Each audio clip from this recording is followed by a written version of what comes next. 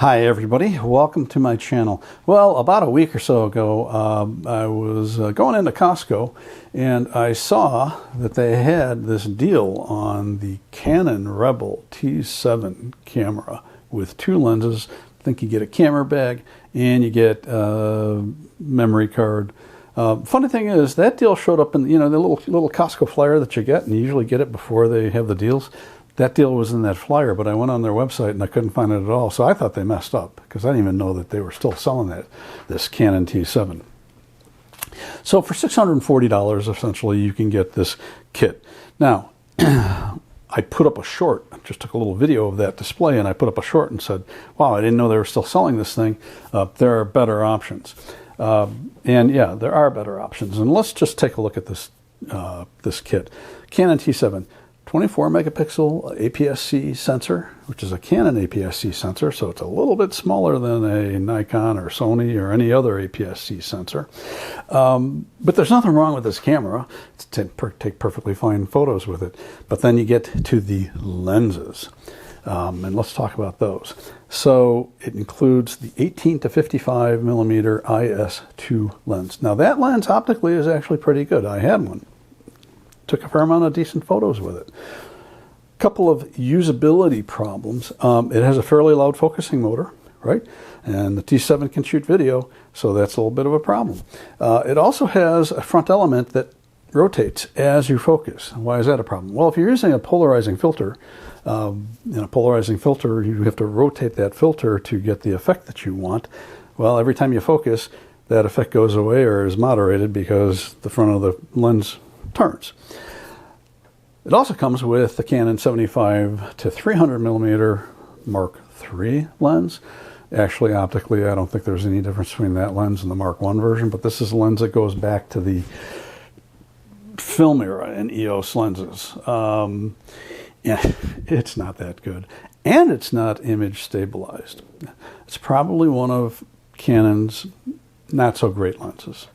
And the fact that it isn't stabilized and it is a telephoto zoom means that on a camera body like a DSLR, like the Rebel, which has no in-body image stabilization, when you zoom to telephoto, you're either going to want to use a tripod or you're going to have to hold it very steady because it has no image stabilization. It also has a loud focusing motor, and it also has a front element that rotates as it focuses. Same thing. Problem with using polarizers. So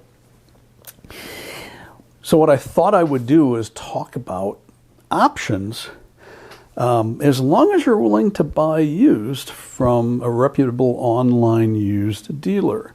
So the T7, nothing wrong with that camera, but I'll tell you what, it had a big brother that Canon does not make anymore called the T7i. And the T7i has a flip out screen on the back. Just like this G9 Mark II, right?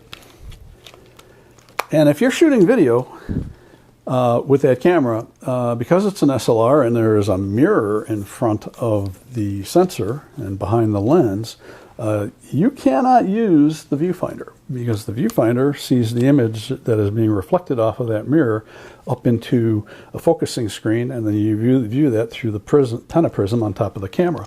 So if you're shooting video, having a flip-out screen is kind of nice. So you're not having to look at the camera like this. You can just flip it out and look up, look down, look up, and so on. So the T7i has that. If you go onto one of the used sites, you will find the T7i available. This is MPB. You'll find it available for $500 to roughly $550, right? And you can get $544 in like new condition.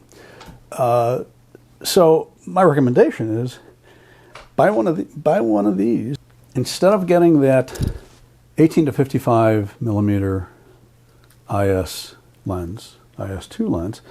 Get the 18 to 55 millimeter IS STM lens. Now the IS STM lens has the stepper motor Stepper motors are quieter than the DC motors that Canon uses in those lower end lenses. And also the STM lenses have a front element that does not rotate as you focus. So if you're using a polarizer, that's going to be important. You can get a like new copy for max $124, right? So next, instead of that 75 to 300, you're going to go a little shorter in telephoto reach, a little wider at the wide end, and you're going to look at the Canon 55 to 250 millimeter IS STM lens. So that has built-in IS. It has the STM quiet focusing motor for video. And of course, the front element does not rotate. That is also a much better lens, image quality-wise, than the 75 to 300. So doing that, you're going to go a little bit over that 630, right? So you're going to be up, in the $800 range. But you're going to be glad you spent the extra money.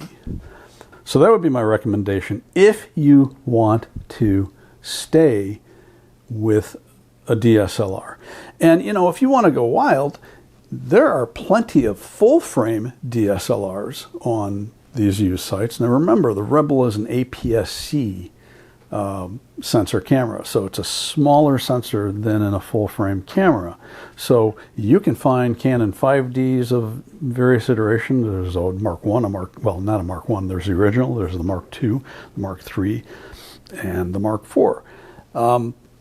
These are all available for a fraction of what they cost new. And then if you were to get a used copy of the 24 to 105 f4L lens, you would, if you're wanting to do professional photography, you got yourself covered there for most things, except things like wildlife and stuff like that. So something to think about if you are really serious about getting into photography. Now, what about getting away from the digital SLR and going into something mirrorless? Same thing. If you try to buy a brand new mirrorless camera now, they're not inexpensive. But let's just say you want to buy into the system that I'm familiar with, because I use Panasonic Lumix. I use the Micro Four Thirds Panasonic Lumix cameras, and I use full-frame L-mount Panasonic Lumix cameras. But I've been using these cameras since about 2016 when I switched over from Canon. So one of the reasons why I'm talking about these two brands is they're the brands that I have experience with. If you do this, you can find yourself a Panasonic Lumix G95. I had one of those. Great camera, about the same size as a Rebel, built-in image stabilization. It's actually very good. If you look at this, you've got around $490 for a like new copy.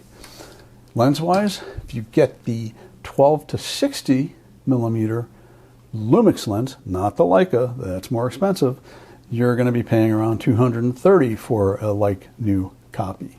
And then if you need something telephoto, look at the 45 to 150 millimeter telephoto zoom, and keep in mind with a Micro Four Thirds camera, you are getting a field of view equivalent that's double the millimeters on the lens. So 45 to 150 gives a field of view of 90 to 300, which is very similar to that Canon 75 to 300. Both of these lenses have built-in iOS. Both of these lenses will actually use the lens image stabilization in conjunction with the in-body stabilization of the camera to give you superior image stabilization to what you would get on that on either of those Rebels that we're talking about. So about $850 roughly to get into the mirrorless system over the SLR. And if you're thinking about doing video, I recommend you look into the mirrorless systems. It's just way easier to, be able to look through the viewfinder if you're shooting video, in addition to being able to look at the back screen. Also, the G95 shoots 4K video. Those Rebels do not. It took Canon a long time to put 4K into their into their photo cameras. Canon Cripple Hammer, look it up. Hey, this is Future Todd, and I realized that what I should have done is also shown the Panasonic Lumix G9, the original G9, which is still a fantastic camera. And if you want a flagship camera over the G95, you don't have to spend that much more money, and you get a great camera to build a system around. So if you look at these prices here at MPB, there's some really good deals. So you might want to consider that over the G95. G9 has better autofocus and it has animal and people detection, so that's pretty cool. Anyway, you look at it, for less than $1,000, you can get into a pretty nice system. And of course, if you're building a system that's not one of these package deals that Canon is offering, you're still going to need to buy a camera bag. But I'll tell you what, you can go online, you can find some pretty decent camera bags for $50 or less. So a lot of them come out of China, but actually they're made pretty well. You're going to need a memory card. You know, you'll be able to find memory cards online, decent ones, for as long as you stay with the brands. Probably decent ones aren't going to cost you a whole lot. You know, you buy this package deal, and then later on you find out, hey, it's not that great, and you could have done better if you'd spent a little bit more money getting a better lens, or better lenses, or switching away from the DSLR and going with a used mirrorless camera. And I highly recommend buying used these days. Online dealers like KEH and MPB offer like a 6-month warranty. They're very easy to deal with. I've never had a problem with either one, and you can get some good deals on. Yeah, when I buy a like new copy from either one of these outfits, it's like new. Even an excellent copy looks like new. So there's no real reason to drop a whole lot of money in getting a camera system if you're okay with buying used. So those are my thoughts on this. Any questions, comments, leave them down below. I'm Todd Banner. I will see you in the next video.